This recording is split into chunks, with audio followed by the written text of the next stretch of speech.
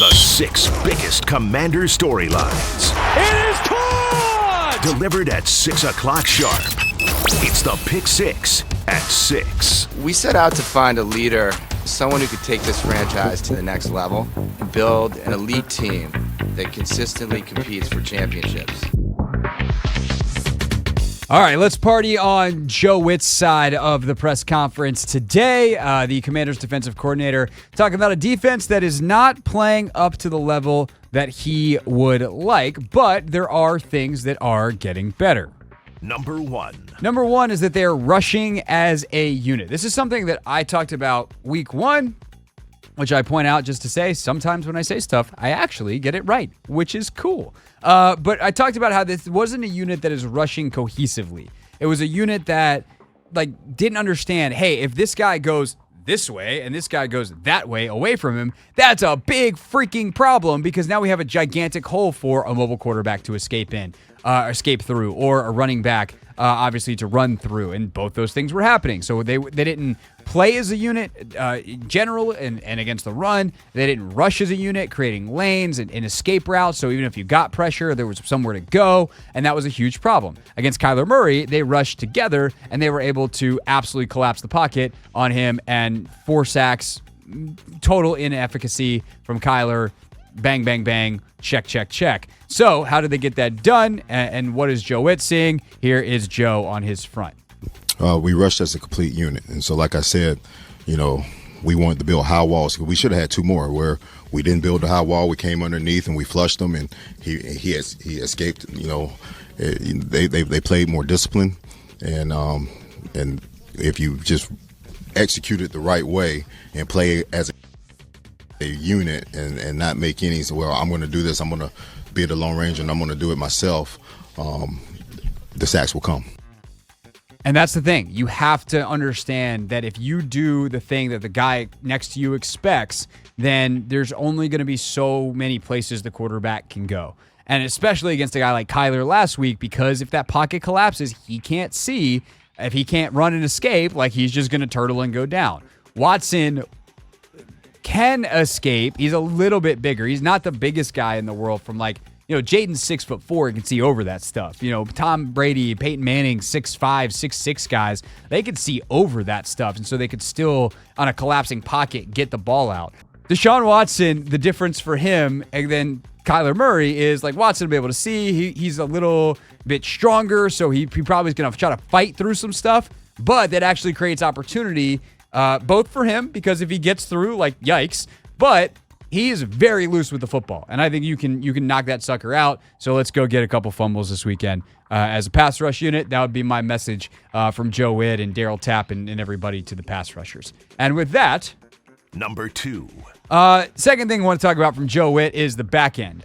Good news is they're playing better. The bad news is they definitely need a lot more from this unit. So how did they play against Arizona? I thought they were sticky this game because it's rushing coverage. We had the 4 sacks, but he had to hold the ball, and so that tied in together.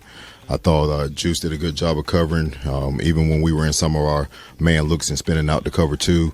The communication, they sold the looks and made the quarterback hold the ball in those standpoints. So Noah had that first third down PBU, which was tight coverage, and Bobby did a really nice job of help coverage when the low crosser came and Mikey couldn't get to him, and Bobby knocked him off, and that made the quarterback go to a second read, and Noah was sticky in the Lexo route that he got. So they were stickier, and we just have to continue that. Our completion percentage against us is higher than I'm used to, and so we have to get that. Got to get that down. Something they still need to work on. However, being sticky in coverage is going to lead to more incompletions. It's going to force harder throws. It's going to create opportunities. And I think also, Emmanuel Forbes, for instance, getting back in the routine of things is a huge thing, because he's a guy that can make plays on the ball in theory. So how did Joe Whitt think he played? I thought he was in that same group with Mike and Noah and like I said, Forbes. They all played about the same. They had about the same number of snaps, or he might have had more. I don't know. I think he had 33 snaps in the game. So each week we're going to put the guys out there that gives us the best chance. So we're looking at that, working through that right now, and then on Sunday we'll deploy the men that gives us the best chance to win. So has there been anybody that's stepped up to just own that position, Joe Whitt Jr.? Do you feel like you're seeing the corners or one of the corners step up in the way you were talking about last week? Oh, you're talking about stepping up and just saying that I'm the guy? Yeah. No, not yet. What do you need to see? I just need to see, I think we've played solid at points. I need a consistent flow throughout the game. Get up there and challenge and send the ball where we want to send it consistently. We've had opportunities at some interceptions where we just knocked it down and we didn't go aggressively to go get it. And so they're a group of talented young men at the corner position, okay? But talent doesn't mean that we're playing at the level that we want to play at. And so when we do, I'll tell you, but we're not right now. And it's not because of a lack of ability or anything like that. They have the ability. I just have to do a better job of getting them to do it, and we will. That's a good exchange. Good job by Sam Fortier there asking the questions. Good job by Joe answering it in a way that both gives us a little bit of more information on what they want, but also I think ultimately takes ownership himself. Last guy that he was asked about at the quarterback position, Mike Sainristil, and a little bit more of the same, but a little bit more specific. I mean, Mikey is just like the rest of the corners. I need more. I need more from the whole defense. They need more from me. We have to produce and play better. I'm not really big on singling, the development of these guys out until we start playing the way that we want to play. I could talk about Frankie Louvu and DA, Armstrong, because they're playing the way that it needs to be played. Bobby Wagner, we have some other guys that we have a ways to go to get the play to consistent winning, strong defensive football, and that's my responsibility. So I got to help Mikey and all those guys out. Super talents and specific skill sets between Forbes, Sainristil, etc. But they haven't figured out how to get the best out of them yet. But I do think it's getting better week over week. Now, there's a thought that it could just be a lot easier this week. Number 3. Because Deshaun Watson hasn't been very good, and the O-line for Cleveland is injured, but Joe Whitt knows better than that because this is the NFL, and life is hard in the NFL. Oh, no, because I know whenever just like the ills that we've had defensively, we work to correct them.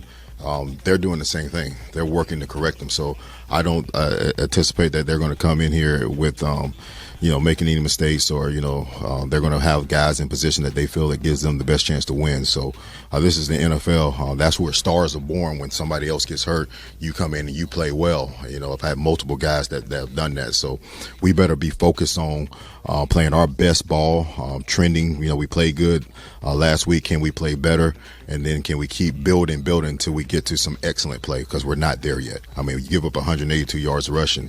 You can say you play good. The best thing is we held them 14 points. Really should have been 7. So I'm not looking at their line and saying, okay, we're about to go have 10 sacks. We better just go focus and understand what we have to do and execute at a high level. Then good things will come. I do think that's kind of funny, because if I was Joe Whitt Jr. in a meeting this week, I'd be like, let's go get 10 sacks.